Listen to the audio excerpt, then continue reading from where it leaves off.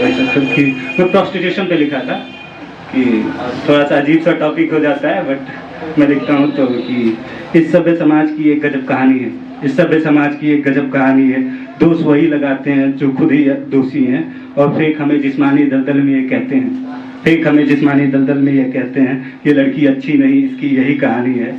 और खेल हमारे जिस्मों से रातों में दिन में तुम हमसे खेल गए, खेल हमारे जिस्मों से रातों में दिन में तुम हमसे खेल गए। रात में कहा मैं सबसे प्यारी हूँ, और दिन में कैसे बदल गए। और जिनके जिस्मों के बिन उनकी रातें नहीं गुजरती हैं, जिनके जिस्मों के बिन उनकी रातें नहीं गुजरती हैं, जिनकी बाहों में उनको रातों की सहजादी मिलती है, जिन गलियों में उनको रातों की सहजादी मिलती है, न जाने क्यों उन गलियों में दिन में केवल जिल्लत ही मिलती है।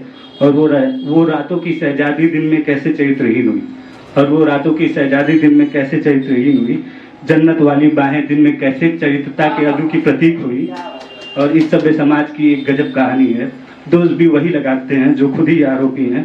और जितनी नज़दीकी थी रातों में दिन में उतनी ही दूरी है, कि जितनी नज़दीकी थी रातों में दिन में उतनी ही दूरी है।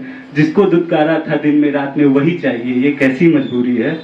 और चल माना उसकी भी कोई मजबूरी है, चल माना उसकी भी कोई मजबूरी है।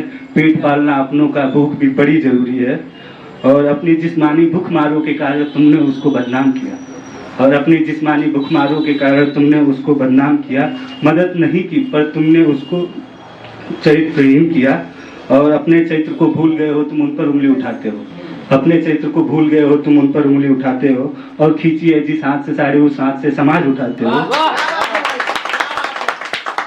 यही तो कहानी है इस सभ्य समाज की।